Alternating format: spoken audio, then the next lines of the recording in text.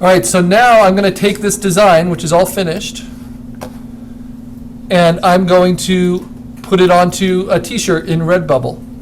Now, one thing I like to do to kind of test out if I'm all finished is to take the the blank white background and replace it with a few others, like 50% gray and with pure black. So I'll just make new background layers and fill them with those different options: black, 50% gray, and white. So that's what it would look like on a black t-shirt.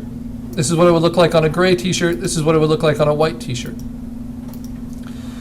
Now, what if I want the outside edges to show up on the black t-shirt? Well, black ink isn't going to do it. So this is another way you can deal with color holds. I'm going to make a duplicate of my black line layer by hitting Command J. And then I'm going to rasterize it so that I can change its colors. And then I'm simply going to say Image, Adjust, Invert. And it will change my black lines to white. Now, I don't particularly like how that looks. That doesn't make a lot of sense. But what I can do is I can take those white outlines now, put them behind my black outlines, and I can do a few things. I can transform them and just grow them a little bit. And then they'll show up behind my black lines. And this is what's called an offset. You can do that with a glow, I'd imagine, right? Well, this is going to just copy those black lines and just offset them with kind of a white drop shadow, basically. And how does that work on the gray? Well, it looks pretty good on the gray. How does it look on the white? Looks pretty good on the white. So maybe that's something I want. So these are little effects you can add. And then, of course, like you mentioned, Keith, I could add like glow effects to it to help it show up too. I can even do kind of color overlays and try different versions. I can even do a gradient. So lots of things you can try out. But I always just like keeping things simple. If I didn't do that white, I could actually take my black line layer, and if I unlock it, I can do layer styles on it, even though it's still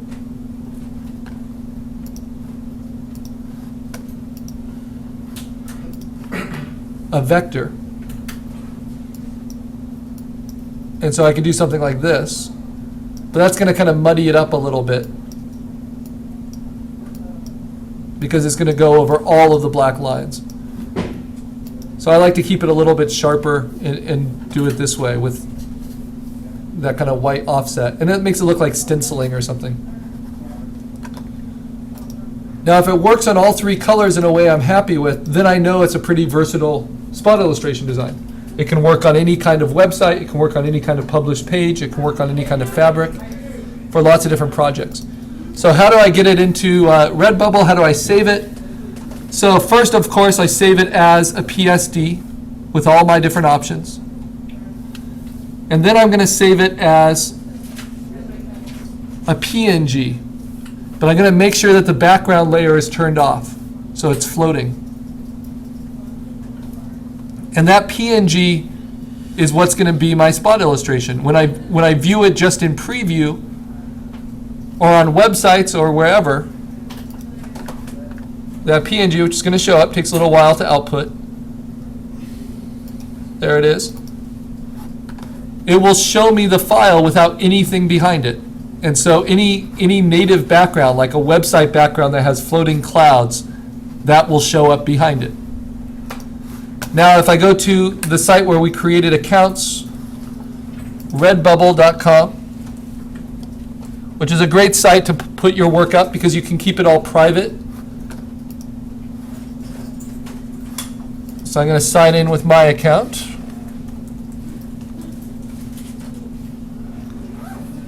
You can all make your own or work with your own. And then I'm going to add new work. And I'm going to make it a clothing or sticker. And I'm going to upload my PNG. That's its preferred file type. And then I can choose different color options. And I can even play with its placement on the shirt. So I've always liked gray shirts. Brown works pretty well for this. Yeah, dark brown's pretty nice.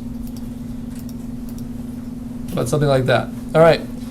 I can also play with the scale of it. But notice if I try to make it too big, it gets limited by the dimensions of the printing zone. So you can only make it so big, which is why we want it at such a nice high resolution to begin with, so that we can play with this.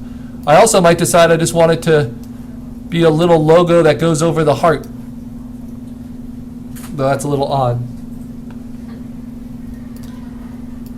So it's a nice little design tool to try it out. See what looks good. You can try it on different designs.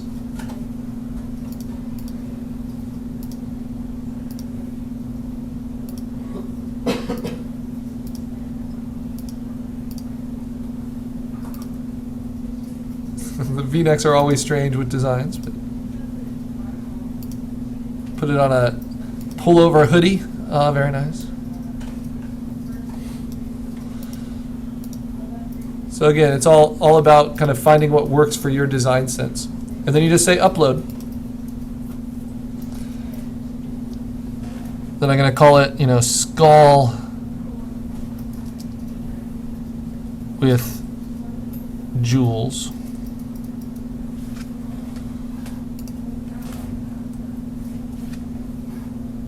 And I'm going to make it design and illustration, digital art. That's it. And I'm going to make it only me that can see this. And save the work.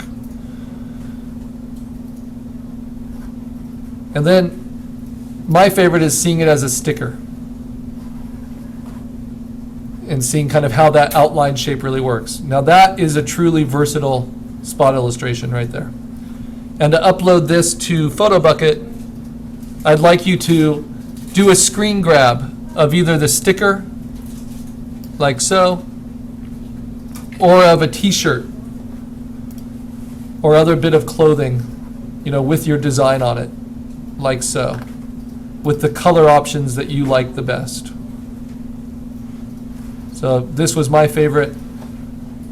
I do a screen grab of this. You do a screen grab simply by holding down Command, Shift, and 4, and then you draw a box around what you want to copy, and then it will save as a PNG to your desktop that you can upload into PhotoBucket. Okay, the other things you're going to upload into PhotoBucket is your black line work as a PNG, and then your full color work as a PNG. So there's 3 things you're loading.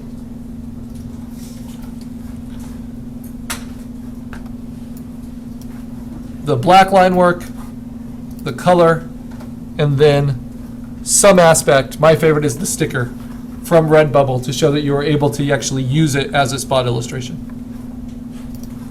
Okay, the next step is going to be building text to go with this to turn it into a poster. And so those will be the next demonstrations.